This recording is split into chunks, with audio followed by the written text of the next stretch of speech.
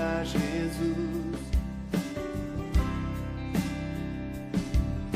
pregando o Evangelho, ensinando e curando, prosseguir a Jesus, vendo as multidões, cheio de compaixão, a seara é grande demais. Todas as cidades, povoados e aldeias percorreremos,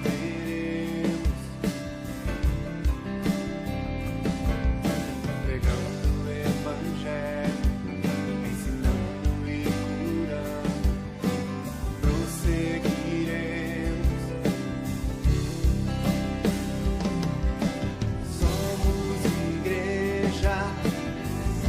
Onde está a igreja do Senhor? Somos teu corpo, Jesus. Somos teus pés, andando em toda parte. Somos tuas mãos, curando e abençoando. Somos teus olhos, à procura dos aflitos. Somos tua boca, proclamando o reino de Deus.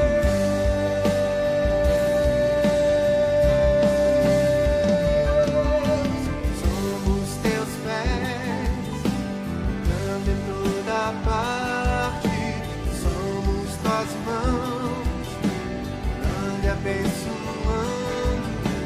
Somos teus olhos, à procura dos aflitos. Somos tua boca, proclamando o reino de Deus.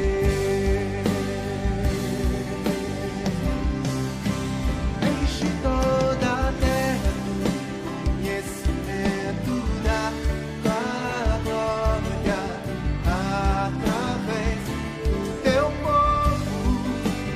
Enche toda a terra do conhecimento da tua glória, através da igreja, através de nós.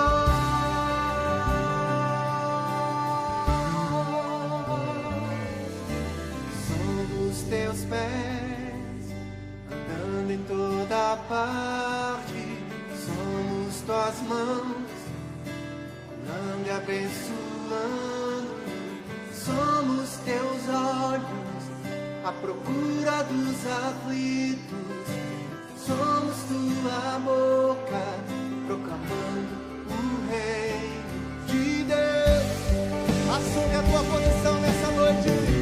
Declare: somos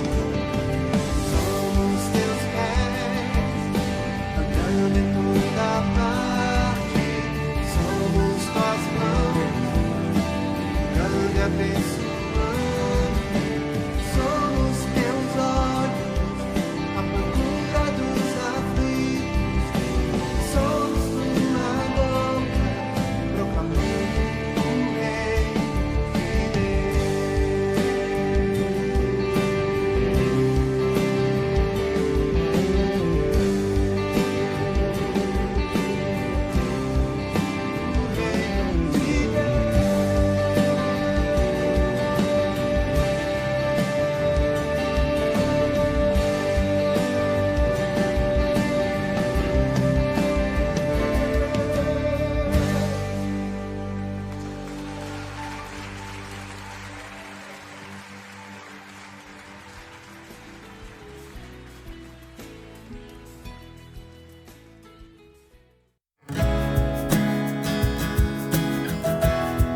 Boa noite, meus irmãos, boa noite, minhas irmãs, sejam muito bem-vindos.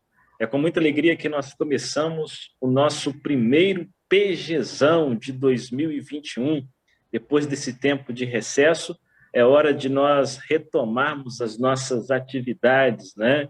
E agora, com bastante energia, esperança, renovados, continuar a nossa missão de fazer discípulos, de multiplicar a palavra de Deus e os seguidores do nosso Salvador Jesus. É com muito prazer que recebemos vocês. Fiquem à vontade para curtir, comentar, compartilhar para que mais pessoas estejam conosco. Através do PGzão, os PGM estarão retornando aos seus encontros, se não presenciais, com todas as medidas de distanciamento, de higienização, pelo menos virtualmente, para que a igreja seja cuidada e que novas pessoas tornem-se seguidoras de Jesus. Nesse PGzão, a gente está recebendo uma pessoa muito especial, pastor Fabrício Freitas. Pastor Fabrício, muito obrigado pela sua atenção, pela sua ajuda, para que essa transmissão pudesse acontecer, meu amigo. Ô, meu querido pastor Tiago, meus irmãos, que alegria, eu é que sou grato em poder estar aqui com os irmãos neste encontro, neste momento, e eu louvo a Deus. Quero agradecer a esta igreja amada, ao pastor Tiago. Eu sou um dos mais de 950 missionários que essa igreja tem espalhado pelo Brasil, e eu louvo a Deus por poder servir ao Senhor como missionário desta amada igreja. Eu que me sinto honrado, pastor Tiago, em estar com os irmãos num momento tão importante como esse, retorno dos pequenos grupos, aqui participando com líderes, hospedeiros, homens e mulheres de Deus, que eu tenho certeza que estão conosco agora neste momento no PGzão, irmãos que fazem parte dos pequenos grupos, e eu louvo a Deus com esse time tão lindo que está conosco agora e poder participar de um momento como esse, que quando fala de pequeno grupo, fala de discipulado, nosso coração arde, isso é a nossa paixão. Que bom, querido. Pastor Fabrício, a nossa igreja te ama. Nós conhecemos o irmão pelo Congresso Multiplique. No último ocorrido, nós fizemos uma caravana de 37 pessoas, né? Então, uma parte da nossa igreja te conhece muito bem e outra parte precisa conhecê-lo mais. Para essa parte que precisa conhecê-lo mais, como o irmão poderia se apresentar? Meus irmãos, que alegria. De fato, a gente lembra do nosso último encontro lá no Multiplique com muita alegria. Eu sou casado com a Samara, pai da Ana Vitória e do João Rafael.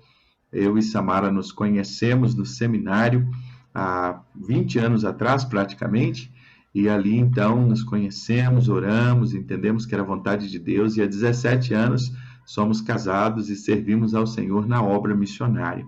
Nesse processo de plantação de igrejas, nós então fomos ao campo missionário. Eu já estava, na verdade, no campo missionário, pastoreando a igreja. Eu comecei talvez um pouquinho mais cedo, com 19 anos eu estava já pastoreando a igreja, com 22 eu já era pastor ordenado, por misericórdia do Senhor. E aí, casado com ela no interior, reabrindo igreja. Então, nós plantamos igreja em Goiás, reabrimos igrejas em Minas Gerais, plantamos em Minas Gerais. E com o passar dos anos, então, Deus nos permitiu ir trabalhar na sede de missões nacionais, na área de evangelização. Na época, pastor Nilton Antônio de Souza, que hoje é o nosso executivo da Convenção Batista Carioca, meu mestre, estava deixando a Junta de Missões Nacionais para servir como executivo na Convenção Batista Carioca. Então, pastor Fernando nos desafiou que nós pudéssemos, de alguma maneira, estar ali na sede, trabalhando nessa área de evangelização, de estratégias, nessa área de discipulado, que é uma paixão muito grande no nosso coração, desde a nossa adolescência, sempre envolvidos nessa área. Então, eu sou casado com a Samara, pai do João. O João tem 4 anos, a Ana Vitória tem 15, tem uma boa diferença entre eles aí, né? E neste processo, hoje nós servimos na área de evangelização. A área de evangelização é a área que coordena o movimento Multiplique, coordena o trabalho com crianças, universitários, surdos, uma série de ações, produção de materiais, literaturas, essas campanhas de oração, movimentos de oração, são estas coisas que nós trabalhamos durante todo o ano. E por essa paixão imensa pela plantação de igreja, nós retornamos para Brasília em 2017, em virtude do volume de viagens no Brasil, porque Brasília, sendo o centro, era mais fácil, né? Quando a gente fala de volume de viagens, é porque é um volume, é média de 45 viagens por ano. Então, estar em Brasília era mais fácil, né? Nesse processo. E aí nós viemos para cá, e eu já tinha mapeado Brasília em 2009. E aí o coração começou a arder para começar uma nova igreja aqui. Então nós começamos uma nova igreja, eu, Samara, as 2 crianças e a minha sogra, com um pequeno grupo. Há 3 anos e meio atrás, então nós começamos a Comunidade Batista Hope, e há 2 anos, agora dia 26 de janeiro, ela completou 2 anos já de organizada, 3 anos e meio de trabalho. Estamos aqui agarrados também, no meio de tudo isso, pastoreando a Igreja de Jesus e servindo ao Senhor. Esse é um resumozinho, um pouquinho do que a gente está lutando aí nesse dia a dia. E a minha jornada com um pequeno grupo e discipulado, ela começa na igreja que eu cresci, porque meu pastor era um discipulador, ele tinha muito esse conceito do irmão mais velho, do crente mais experiente, cuidado mais novo. E eu comecei, então, nesse processo, a ser encaminhado. E em 2002, nós já tínhamos grupos familiares na igreja. Então, eu comecei a liderar grupos familiares no ano de 2002. Tem praticamente 19 anos que eu lidero pequenos grupos. Os nomes eram diferentes, alguns pequenos detalhes eram diferentes, mas a paixão e a motivação em alcançar pessoas a partir das casas eram a mesma, não teve diferença alguma de lá para cá. Então, desde 2002 eu tenho liderado grupo pequeno. Não aprendi ainda, mas tem sido uma grande bênção na minha vida. Muitas experiências assim de cuidado de Deus através da comunidade menor, de um grupo pequeno, de ser cuidado pela igreja, pelos irmãos neste processo. Que bom, pastor. A gente vê Deus agindo em sua vida poderosamente. E como o irmão faz para manter assim a sua comunhão com Cristo nesses dias tão difíceis que nós estamos vivendo? Como o irmão tem vivido a sua liderança, não só no pequeno grupo, na igreja que o irmão coordena, mas também na questão do ministério, da visão da igreja multiplicadora? Eu digo sempre, pastor Tiago, que eu vou usar 2 expressões. Primeiro, é boi que sustenta a gente. Boi, mas não é bife, não. Às vezes, quando eu falo isso muito para as ovelhas que o Senhor tem me permitido pastorear, eu digo assim, irmãos, nós precisamos de boi. Boi, eu aprendi essa expressão lá no interior do Piauí. Eu estava debaixo de uma árvore, ouvindo um evangelista pregar, e ele falou assim, que para a vida cristã se desenvolver precisa de boi. E eu já pensei logo num churrasco, porque eu gosto de churrasco. E aí depois ele falou assim, não é o que vocês estão pensando, não. Boi é Bíblia, oração e igreja. A grande questão, o grande definidor, não só no tempo de pandemia, mas principalmente nesse tempo que a gente vive, é a vida devocional.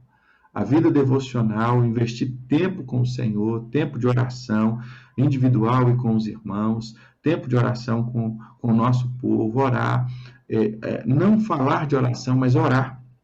Eu sempre digo aos irmãos que mais do que falar dos princípios é viver os princípios, né? Então, essa questão da vida devocional, para mim, hoje, eu diria que o que nos vai fazer dar condições de sair do lado de lá é o tanto de tempo que nós estamos investindo com o Senhor. É vida devocional. Fruto da vida devocional e da busca, nós seremos cheios do Espírito Santo.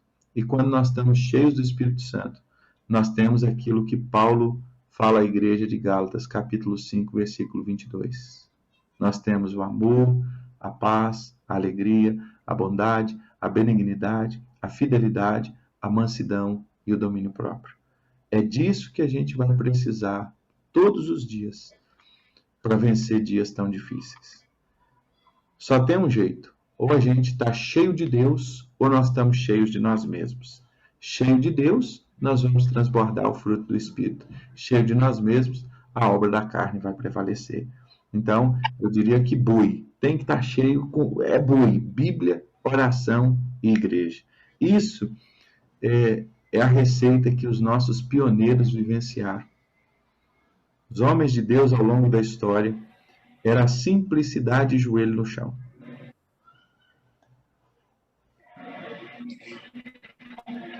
A receita é a mesma sempre, né? Não muda. Só cabe a nós segui-la. Não muda. Não muda. A igreja está buscando, né, um avivamento. E temos falado sempre, né, principalmente através do exemplo da Junta de Missões Nacionais, sobre o discipulado através dos relacionamentos, né? O RD. Na opinião do Senhor, qual é o papel, qual é o lugar do relacionamento discipulador para essa igreja contemporânea que busca um avivamento? Olha, eu estou pregando uma série aqui na nossa congregação, justamente falando sobre isso, identidade. Por mais que é uma igreja muito nova, só tem 3 anos e meio, eu aprendi uma lição pessoal muito grande com o Novo Testamento. A igreja de Éfeso era tão novinha e ela tinha esquecido o primeiro amor. Então a gente tem que voltar aos princípios o tempo inteiro. O tempo inteiro a gente tem que voltar aos princípios, porque quando nós começamos, éramos 3 adultos e 2 crianças, e Deus foi dando graça, e hoje nós temos um grupo precioso de pessoas conosco.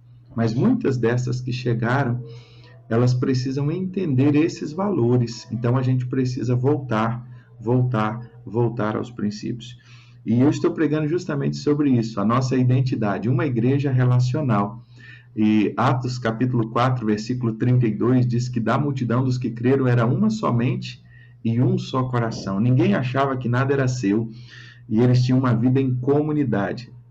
A palavra comunidade vem de tudo em comum. A nossa declaração doutrinária como batistas define igreja como uma comunidade de discípulos, né? Então é uma palavra que é um sinônimo de igreja, a vida comum.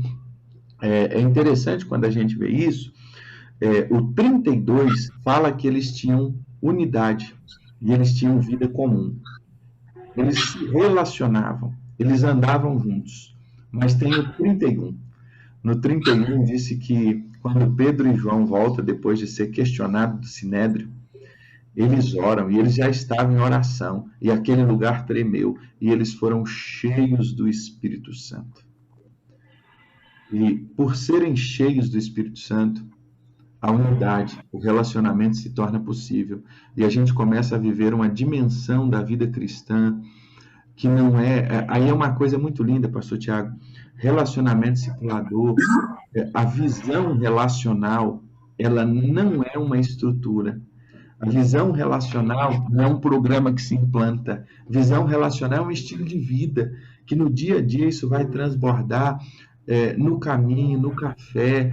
Eu gosto muito da ideia que a gente tem aprendido de dia, hora e lugar, né? DHL para o discipulado, mas o discipulado é mais do que dia, hora e lugar, porque a gente discipula no caminho. Jesus, ele não marcava dia, hora e lugar com os discípulos, ele andava com eles. E aí é um desafio nosso, porque num mundo extremamente egocêntrico, onde o eu tem que ser o centro, deixar o eu e tirar o eu do centro e trazer Cristo para o centro vai nos levar a entender essa dimensão. A gente começa a entender a visão de uma igreja discipular quando a gente compreende o negar a si mesmo e seguir a Jesus. Aí a gente começa a entender um pouco mais, numa visão em que é muito mais do que uma estrutura, é muito mais do que um horário, é muito mais do que um processo de prestação de contas. Isso tudo é muito importante. Só que a gente pode fazer da vida discipular uma estrutura. Vida discipular é um estilo de vida. Eu discipulo enquanto caminho. Por isso que Mateus 28, a melhor tradução não é ide, é indo. É enquanto caminho, faça discípulos. Ou seja, é meu estilo de vida. Eu vou no mercado, eu partilho o evangelho. Deus vai abrindo porta para começar relacionamentos. Se eu estou caminhando no posto de gasolina com aquela pessoa que vai me atender, eu posso dali puxar. Posso só contar uma experiência muito simples, que nós estamos, de uma delas que a gente está vivendo agora. A gente estava reformando agora o nosso templo para tirar o alvará de funcionamento. E eu saí para comprar luminárias de emergências, porque o bombeiro ia fazer a vistoria e precisava ter as luminárias do projeto de incêndio e pânico.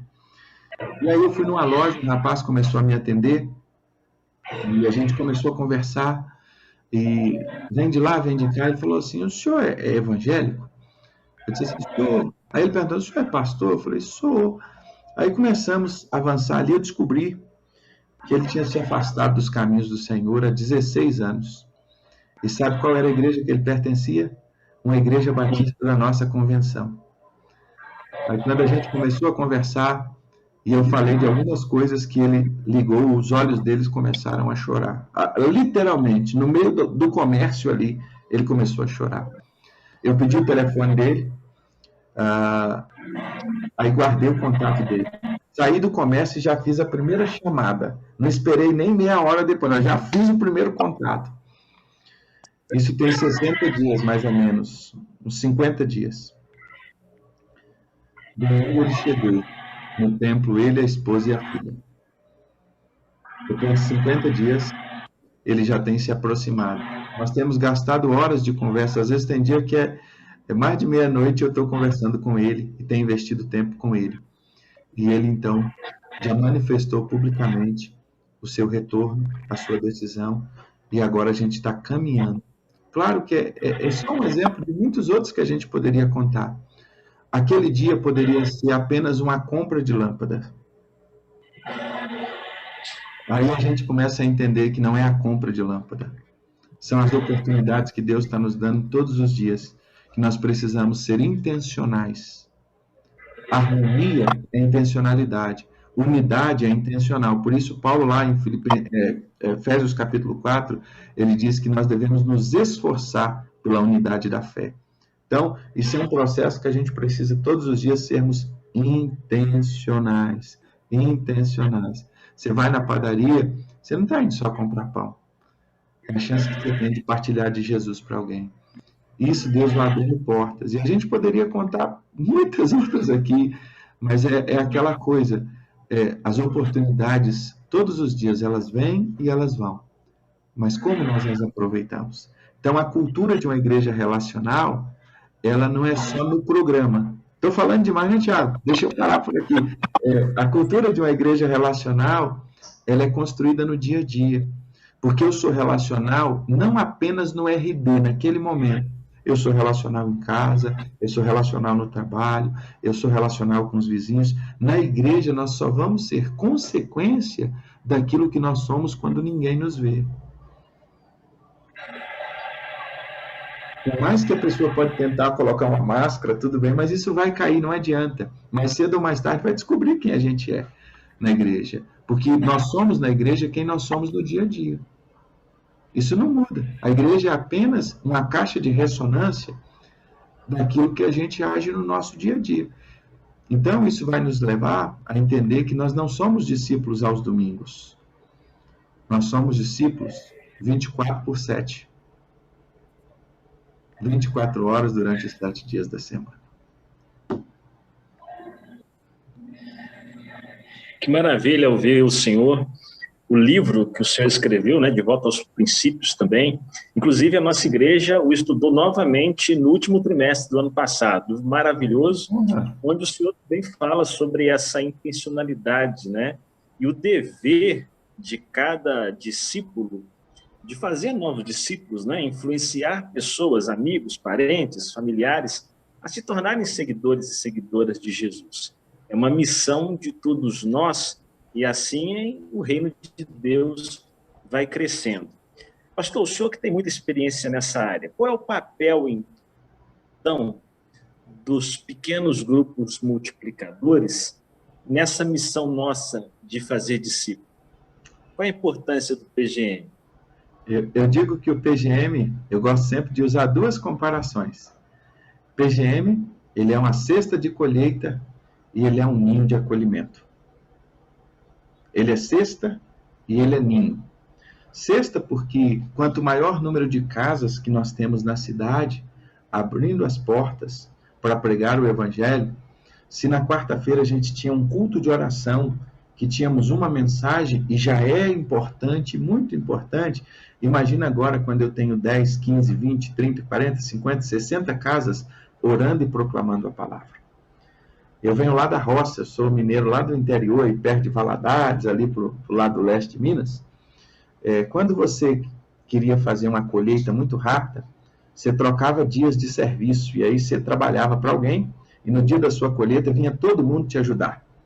E aí aquele volume grande de homens, a colheita era rápida e era eficiente. Por quê? Porque tinha mais gente colhendo. Quando a gente fala para ter mais pequenos grupos, não é que a gente quer ter número de pequenos grupos. Nosso negócio, irmãos, não é números, não. Apesar que uma coisa muito importante da gente lembrar, que falar de números não é pecado. Se falar de números fosse pecado, a Bíblia não tinha livros que só fala de números. Então, a Bíblia ela é recheada de números, mas nosso foco não é números. Nosso foco são pessoas. Pessoas. E aí, quando a gente fala assim, vamos abrir mais pequenos grupos, por que a gente quer abrir mais pequenos grupos? Porque a gente quer ter mais cestas colhendo. Porque quanto mais cestas nós tivermos colhendo, maior será a colheita.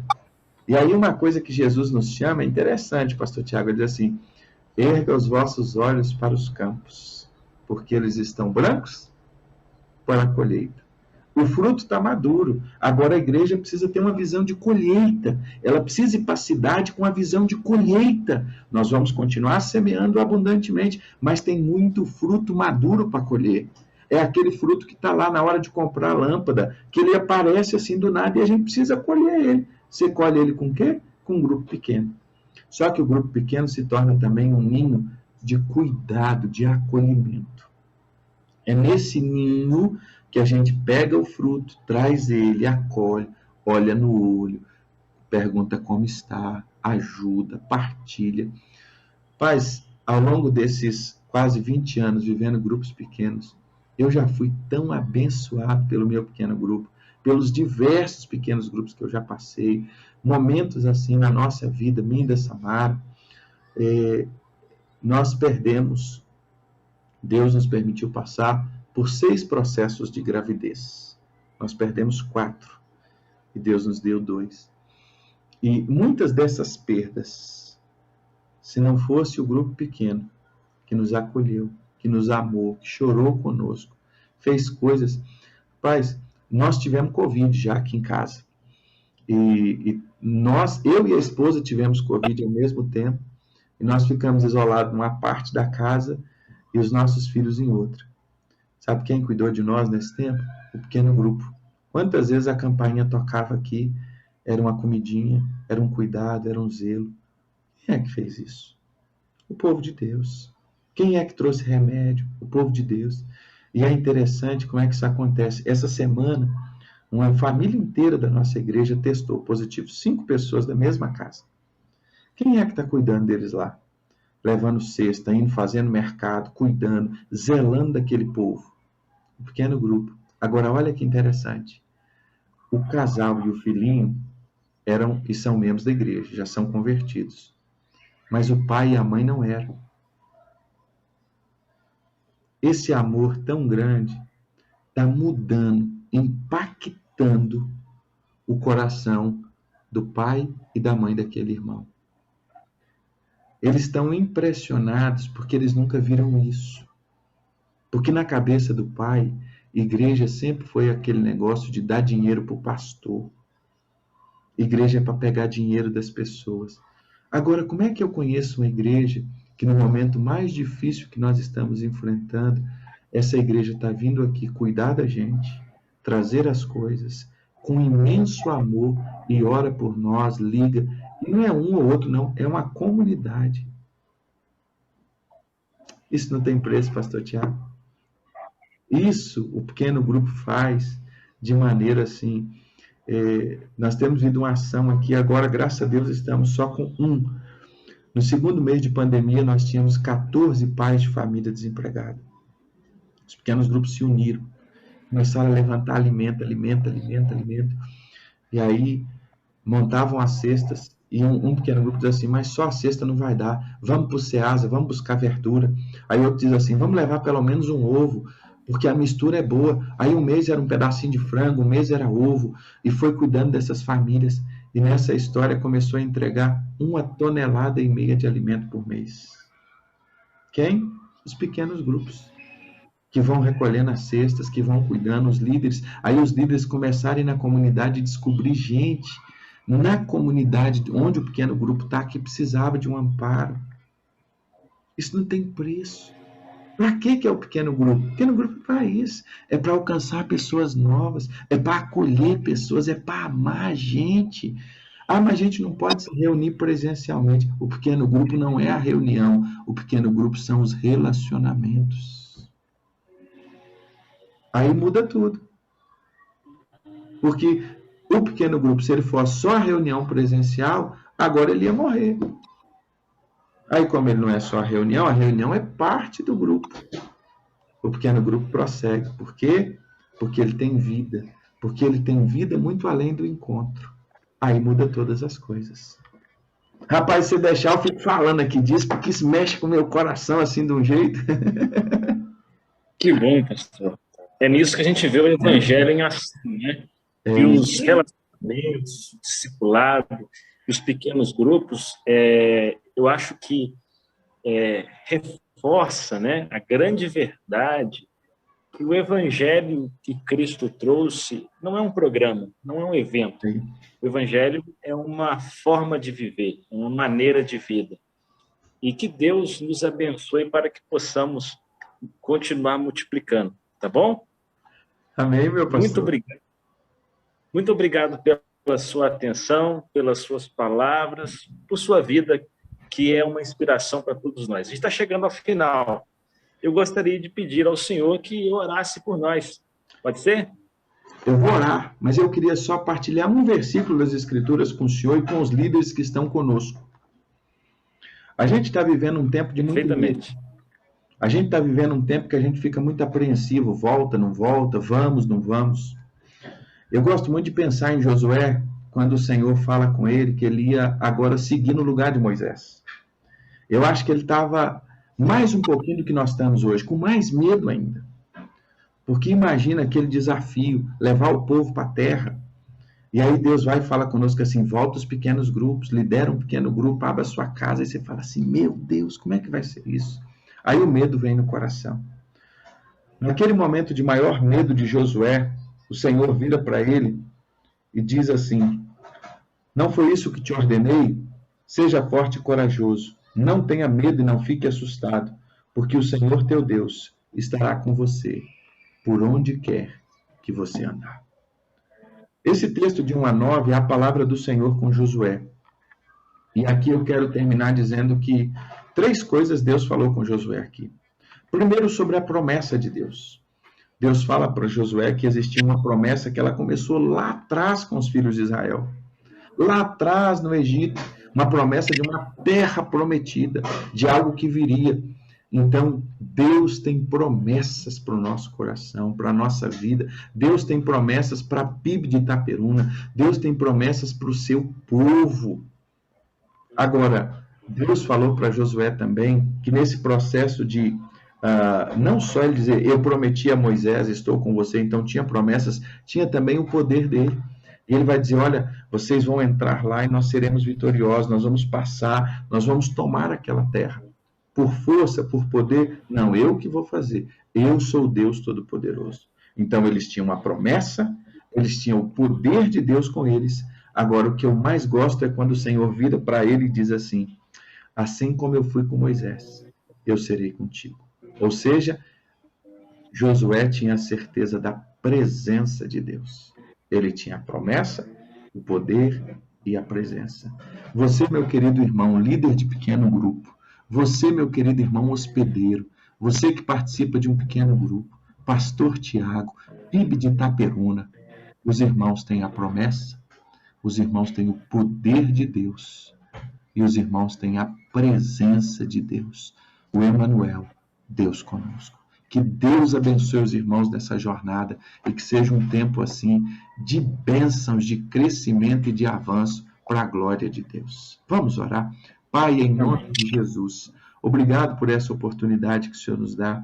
Obrigado por esse momento junto aqui com o pastor Tiago, por tudo que ele significa para mim, a sua amizade, essa igreja, Deus. Obrigado pelo amor dos meus irmãos. Obrigado pelos líderes de pequenos grupos que estão aqui conosco. Os abençoe, os guarde. Toma, Pai, todos eles nas tuas mãos. Seja com cada um agora, Pai. Toma cada um deles diante do Senhor e que eles possam, ó Deus, ter um ano de 2021, um ano de crescimento, de avanço, de colheita. Toma cada um nas tuas mãos, os abençoe e os guarde. Em nome de Jesus. Amém. Muito obrigado, pastor Tiago, por essa oportunidade. Eu que agradeço, meu amigo, meu irmão. Leva um abraço da nossa igreja para a sua igreja e para toda a sua família, viu? Pessoal, a gente está chegando ao final do nosso PGzão. Todos que participaram, nosso muito obrigado pela audiência. Não esqueça de compartilhar para que mais pessoas tenham acesso. E convidar a todos para participar das nossas celebrações amanhã, domingo, 9 horas é a Escola Bíblica Discipuladora, às 10 horas e 19h30, a nossa celebração. Quem puder estar presente será muito bem-vindo ali na PIB, e quem não puder, não deixe de assistir às celebrações, acompanhar pelas redes sociais, tá bom? E nessa semana, não deixe de participar de um pequeno grupo multiplicador e seja um discípulo de Jesus com todo amor e carinho. Um grande abraço, uma boa noite, que Deus abençoe.